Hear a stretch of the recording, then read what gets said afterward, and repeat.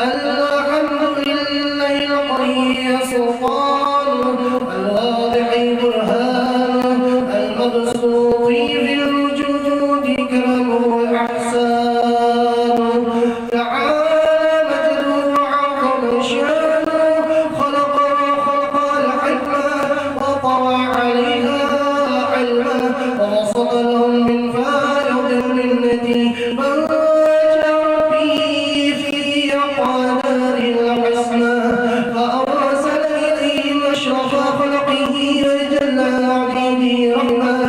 علم الإرادة والنزلية بخلق هذا العبد المحبوب فانتشر الآثار شرفه في عالم الشهادة والغيوب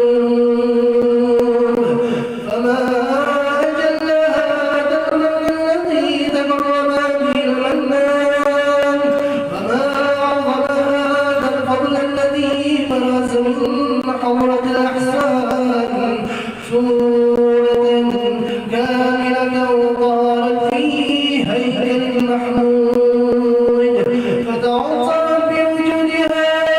أكناف الوجود وطرزت بلد العوالم باعتراس التكريم اللهم صل وسلم أشرف الصلاة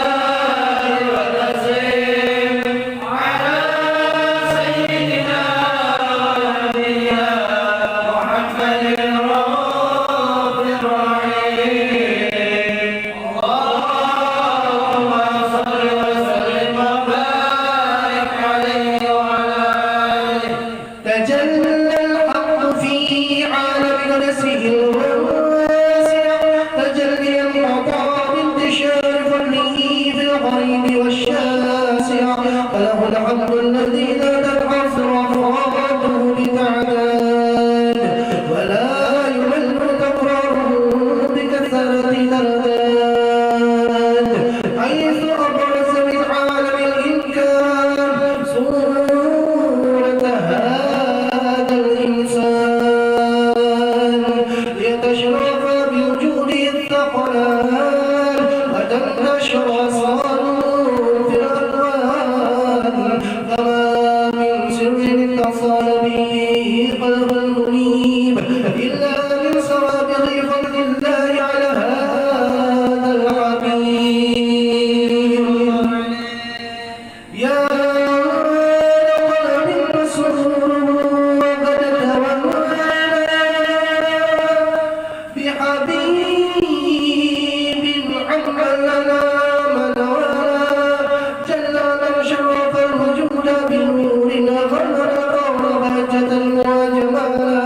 فتترقى في الحسن على مقام وتناهى في مجده وتعالى لا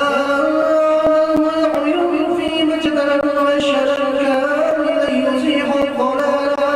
وهو من فوق علمنا قد راد رفعة في شغله وكمالا فسبحان الذي أبرز من حضرة الامتنان ما يعجز عن وصفه اللسان ويحار في تعظم معاني الجلال انتشر منه في عالم البطون والظهور فملأ الوجود خلقيا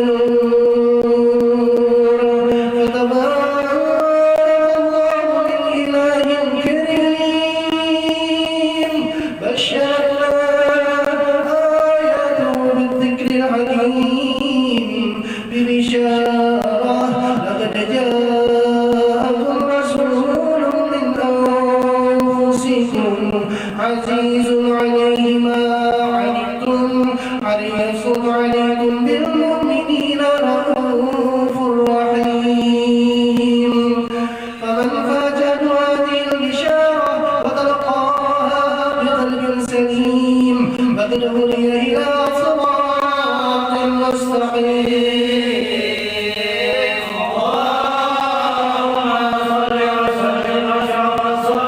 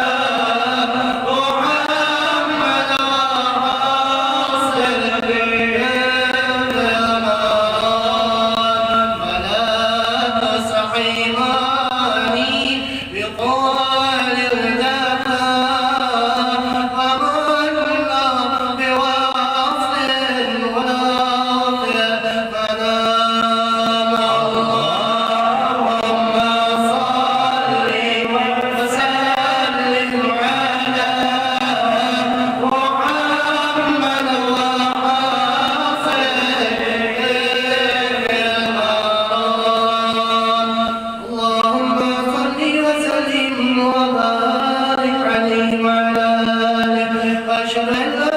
إله إلا الله وحده لا شريك له شهادة تعرف بها اللسان عما تضمن الجلال من التصديق بها والإذعان تثبت بها في الصدور من الإيمان قاعد وتنوح على اليقين من سر ذلك الإذعان وتصديق شواهده أشهد أن سيدنا محمدا الأمل الصادق في قوله وفعله والمبلغ بالله إمامه بتبليغه لخلقه من فرضه ونفله عبد الرسول الله العالمين بشيرا ونذيرا فبلغ الرسالة وأدى الأمانة وأتى الله به من الأمة بشرا كثيرا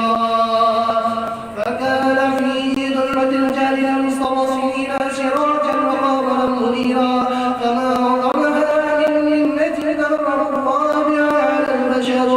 وما أوسعها من نعمة انتشر سرها في البحر والبر اللهم صل وسلم يا جاري الصلوات وجماعها وزكى التحيات ووسعها على هذا العدد الذي وفى بحق الربوبية وغرس فيها في خلعة الكمال وقام بحق الربوبية في مواطن الخدمة لله وقبل عليه غاية القبال صلاة يتصل بها روح المصلي عليه فينبسط في قلبه نور سوء تعلقه به وحبه ويذكر بها بعناية الله في حسبه وعلى آله وصحبه الذين ارتضوا سواد المجد بقلبه وتبين بها لشراب الأصلي بوجهه وحبه من عطر الأبواب من نشر ذكراه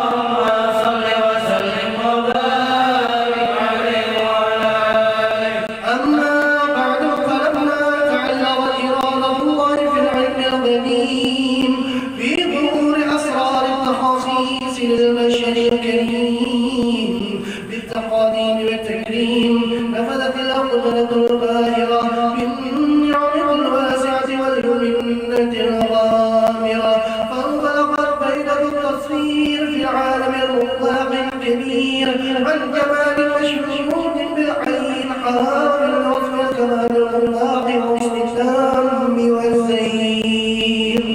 فتنقل ذلك الجمال الميمون في الأصلاب الكريمة والبطون فما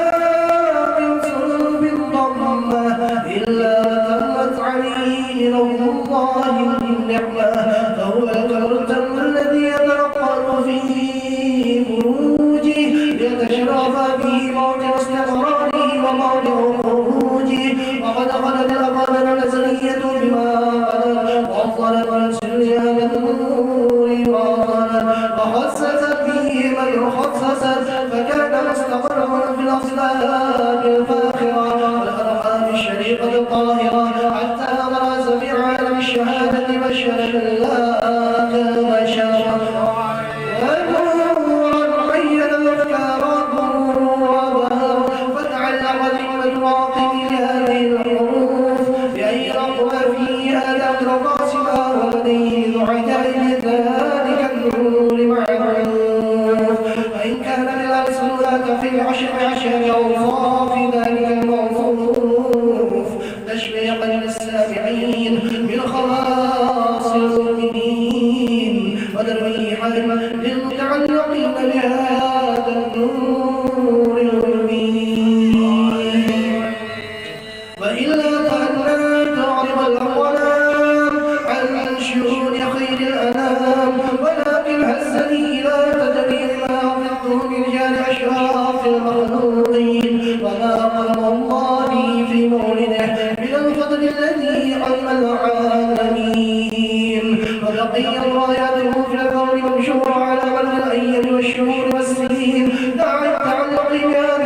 الحضرة الكريمة ولعلم تشوق إلى السماع أوصاف فيها العظيمة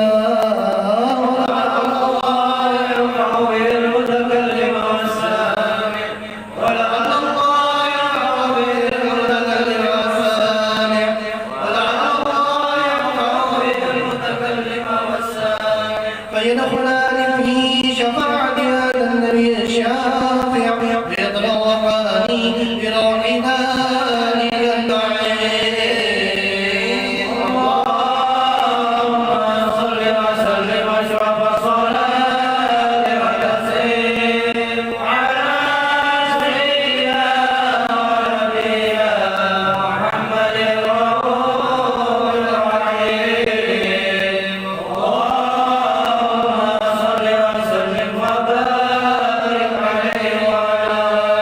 فقد آن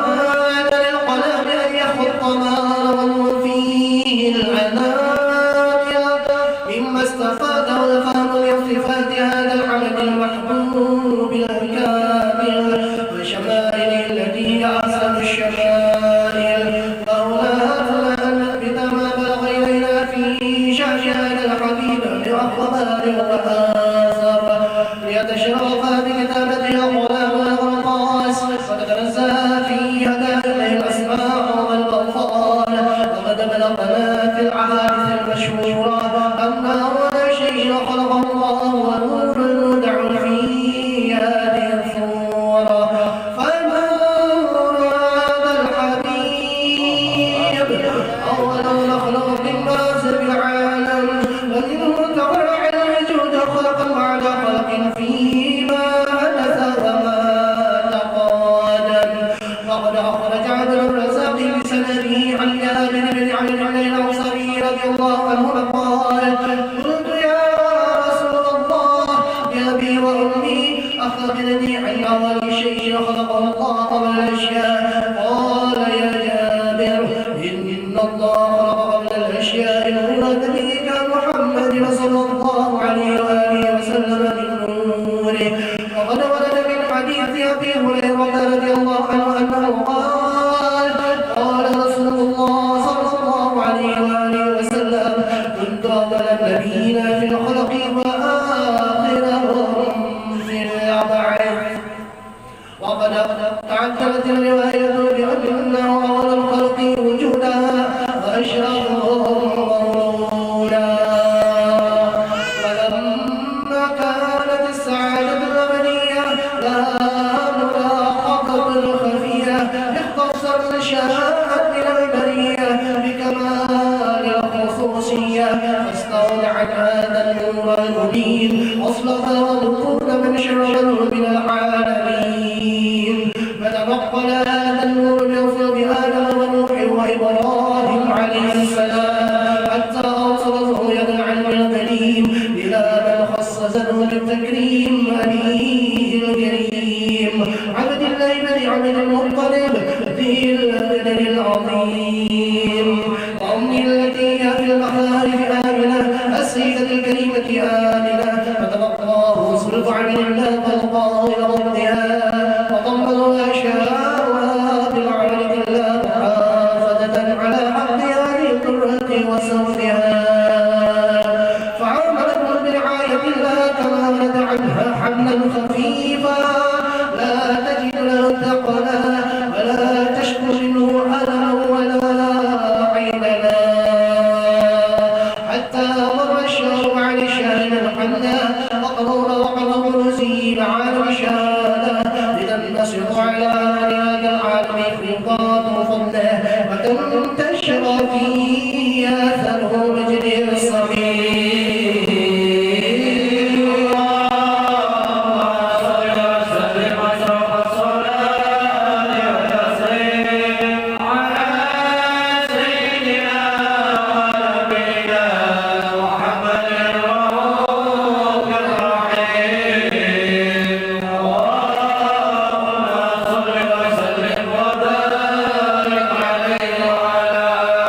بشرى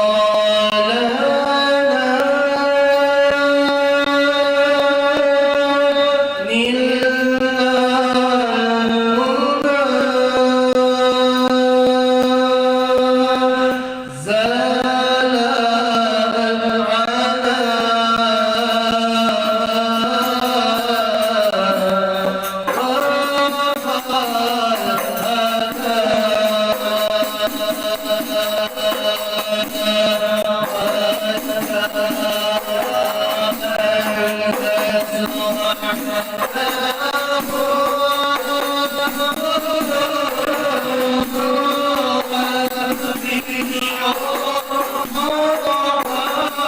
Oh,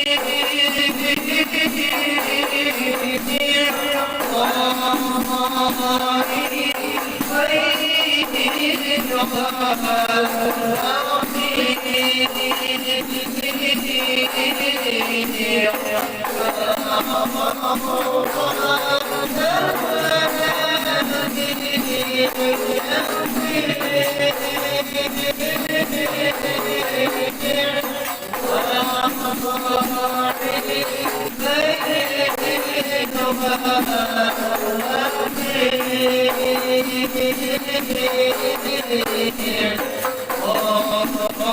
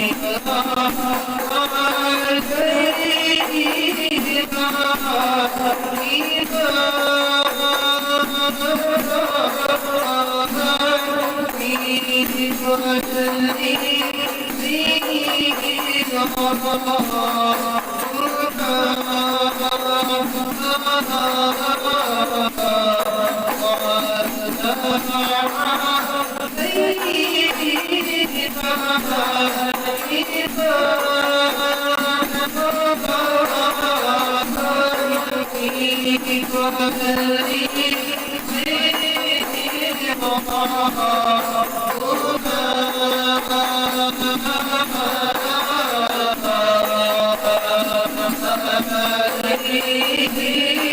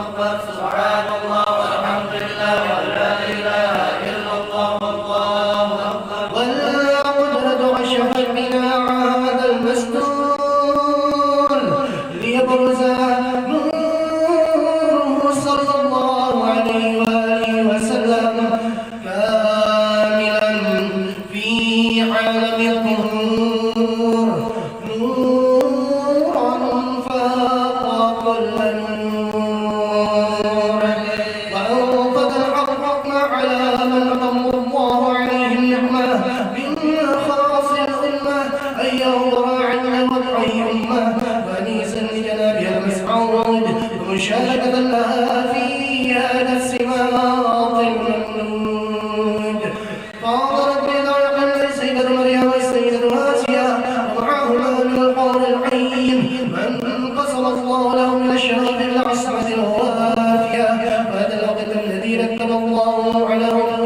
الوجود هذا المولود فانطلق سبل الكمال من النور عن العمود وبرز الحامد المحمود مذعنا لله بالتعظيم والسجود صلى الله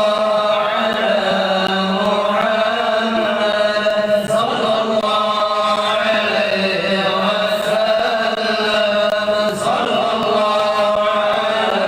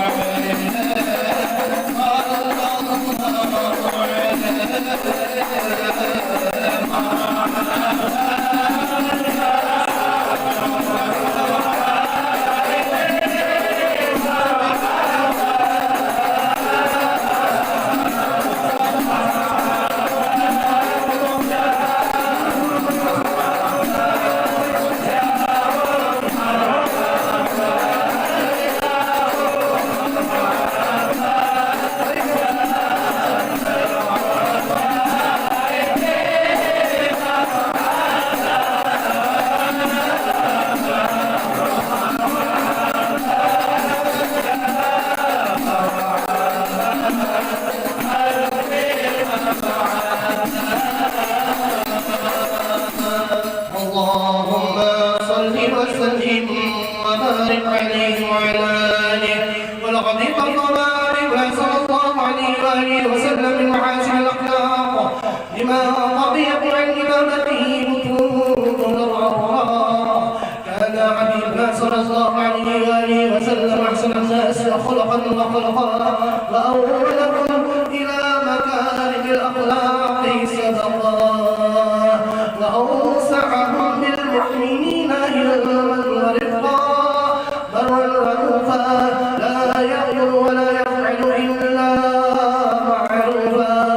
له الخلق السهل ولفظ المحتمي على المعنى الجازم إذا دعاه المسكين أجابه إجابة معجلة إذا دعاه المسكين أجابه إجابة معجلة إذا دعاه المسكين أجابه إجابة معجلة وهو الشفيع الرحيم لليتيم والأرملة وله معاشون بأخلاقه الهينة القوية التي ترتعد منها ضرائس الأصفياء من البرية ومن مشيته به تأثرت الطرق والمنازل وبعلم ذكره صلى الله عليه وآله وسلم تطيبت المجالس والمحافل فهو حبيبنا صلى الله عليه وآله وسلم جامع الصفات الكمالية والمنفرد في خلقه وخلقه كشرف خصوصية فما من خلق في البرية محمود إلا وهو متلقى عن سيد الوجود أجمل في وصف الحبيب وشانه وله العلا في مجده ومكانه أوصاف عز وقد تعالى مجدها فقد على مجلسها بعناده وقد انبسط القلم في تدوين ما أفاده العلم من وقائع النبي الكريم وحكايتنا ترى الله يا دعوة المقرب من التكريم والتعظيم والأخلاق العظيم فعسون مني أن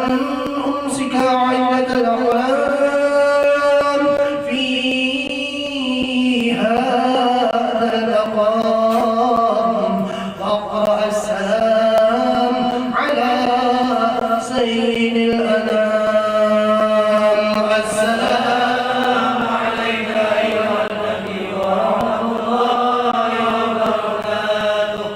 السلام عليك أيها النبي ورحمة الله وبركاته السلام عليك أيها النبي ورحمة الله وبركاته وبذلك يصل الختم كما يصل التقديم فعليه أفضل الصلاة والتسليم اللهم صل وسلم أشرف الصلاة والتسليم على سيدنا ونبينا محمد الرؤوف الرحيم اللهم صل وسلم وبارك عليه وعلى آله خير البرية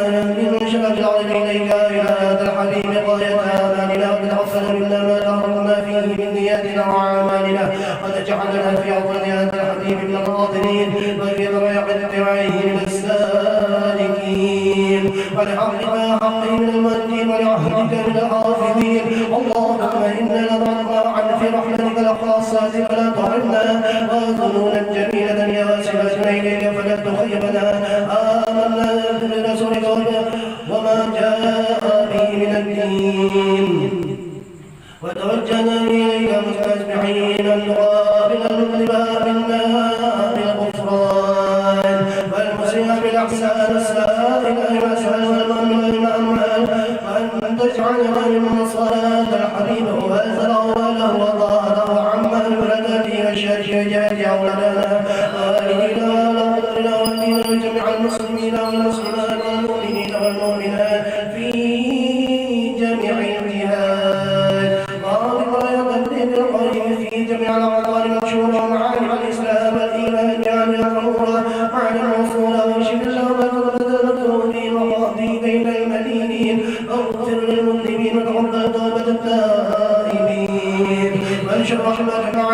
عبادك المؤمنين أجمعين واغفر شر المعتدين والظالمين وانصر العدل وولاة الحق في جميع النواحي والأعطار وأيدهم بتأييد من عندك ونصرك على المعاندين من المنافقين والكفار واجعلنا يا ربي في الحسن الأصيل من جميع البلايا